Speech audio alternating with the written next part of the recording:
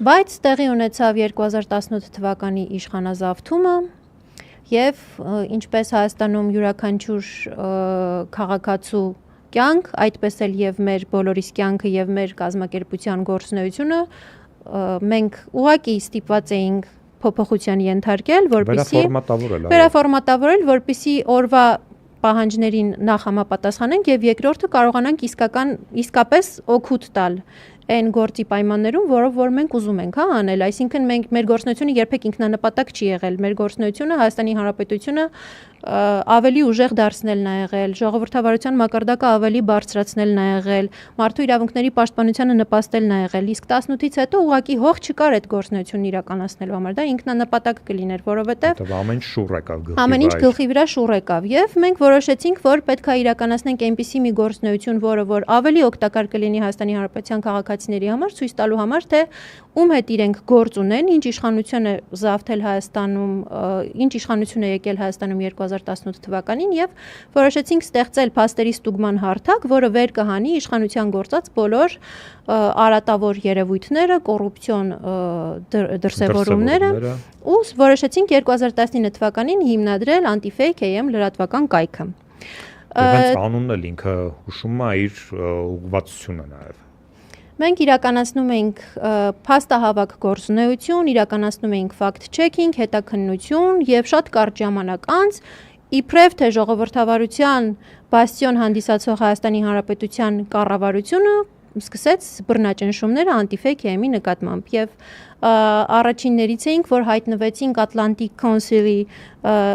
շինծու մի հայտնի հոդվածում, որտեղ ներկայացվում ենք որպես գործակալներ, ինչա թե մեր դոմեյնը ձեռք ենք բերել beget.ru կայքից։ Անհեթեթ մի հոդված, որը ամբողջ իշխանական քարոզչական դաշտը թարգմանեց, տարածեց, որտեղ մեզ այդպիսի պիտակ էր տրվում, ինչի համար, որովհետև մենք բացահայտում էինք, թե ով է Նիկոլ Փաշինյանը, ով է Աննա Հակոբյանը, ինչ են անում իրանց կառավարության իշխանության գործունեության առաջին իսկ օրերից, օրինակ առանձնատների $2 միլիոն վերանորոգումը։ Այո, այն իշխանությունը, որը հիշում եք Պատավատապետությունից էր իբր բողոքում։ Այո, Նիկոլ Փաշինյանը հիշում եք, որ մտել էր կառավարական առանձնատներից լայվ, ցույց էր տալիս, թե ինչքան հեռու է այդ կենսակերպը իրենցից, իրենք համեստ մարդիկ են, դա իրանց համար խորթ է, հա, ինչ որ զարմանք դրսևորող բաներ էին անում, բայց շատ կարճ ժամանակ անց իրենք դուրս գրեցին միլիոնավոր ինչքան $2 միլիոն մասին էր խոսքը։ Միլիոնավոր դոլարների գումարներ, որպեսզի վերանորոգեն կառավարական առանձնատունը, բայց այդ միլիոնավոր դոլարների դուրս գրումը չէր իրականացվել, այսինքն մրցութային ընթացակարգով եւ այլն, այդպիսի հիմնավորում չկար, թե ինչի համար է պետք է $2 միլիոն դուրս գրել կառավարական առանձնատների համար։ Հետագայում դրա հիման վրա քրեական գործ հարուցվեց, այնտեղ բազմաթիվ սկանդալային իրավիճակներ պարզվեցին, բայց ինչպես ցանկացած իշխանությանը վերաբերող հետաքննական հրապարակում ծածկադմփոց արվեց ու այսօր այլևս ոչ ոք չի խոսում կառավարության այդ կառավարական առանձնատների շատ մեծ գումարներով ապրուստի ու ֆինանսավորման մասին։ $200,000 մեքենաները այստեղ հենց այդ պատավատապետության պահն է, որ երբ որ ազգակործան պատուասը ընդդիմադիր էր ազգային ժողովում նիստերի ժամանակ ինքը իրեն մեջտեղից պատռում էր, որ Հայաստանում պատավատապետություն է, ծառայական մեքենաները պետք է կրճատել, բայց ինքը երբ որ եկավ ու իշխանազավթում իրականացրեց, ոչ միայն չկրճատեց ծառայական մեքենաները, այլև ավելացրեց եւ բավականին թանկարժեք մեքենաներ ներմուծելով այո, զրահապատ մեքենաներ, որոնք այսօր էլ օգտագործվում են։ Ես մի բան եմ ուզում հիշեցնեմ, հիշում ես, որ իշխանազավթումից հետո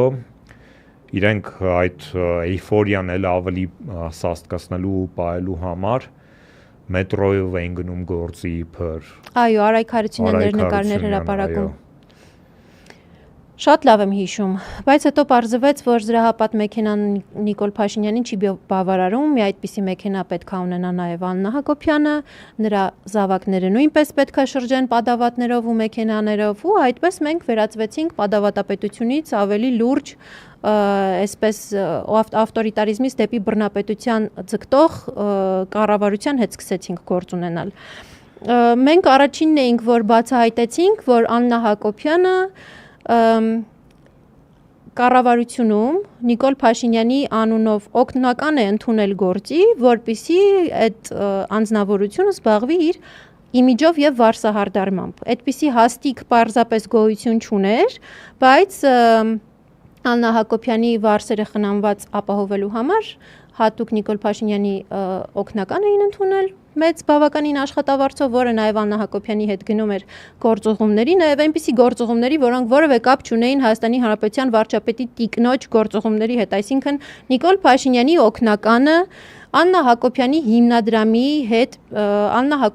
միասին գնում էր տարբեր գործողումների, որպեսզի Աննա Հակոբյանը մշտապես հարդարված վարսեր ունենա մեր հարկատուների գրպանի հաշվին։ Հետո պարզվեց, որ այդտեղ բազմաթիվ խախտումներ են տեղի ունեցել, հետին թվով, երբ որ մենք տեղեկություն ստանալու հարցումներ էինք անում եւ ուզում էինք հրամանները, որոնցով այդ օգնականը նշանակվել էր, պարզվեց, որ բազմաթիվ խախտումներ կան, հետին թվով բազմաթիվ գործողումների հրամաններ կան, հետին թվով ու առանց նկատելու այդ փաստաթղթերը տրամադրել էին մեզ։ Իդեպ այդպիսի բացահայտումներից հետո սկսեցին տեղեկատվության ազատության մասին հարցումներին չպատասխանել, տարբեր առիթներով մերժել ու այսօր երևի թե չկա մի հարցում լրատվամիջոցներից կառավարություն գնացող կամ տարբեր նախարարություններ գնացող, որը պատշաճ պատասխան ստանա, կամ հետաձգում են 30 օրով հետո փակում, կամ ընդհանրապես չեն պատասխանում։ Այսինքն այս ամեն ինչը կապ ունի խոսքի ազատության, տեղեկատվության գտնելու, փնտրելու ազատության հետ, որը այս իշխանությունը առաջին իսկ իրենց գործունեության օրերից ուղղակի խաչ քաշեցին ու անցան առաջ։ Բնականաբար դա զարմանալի չէ,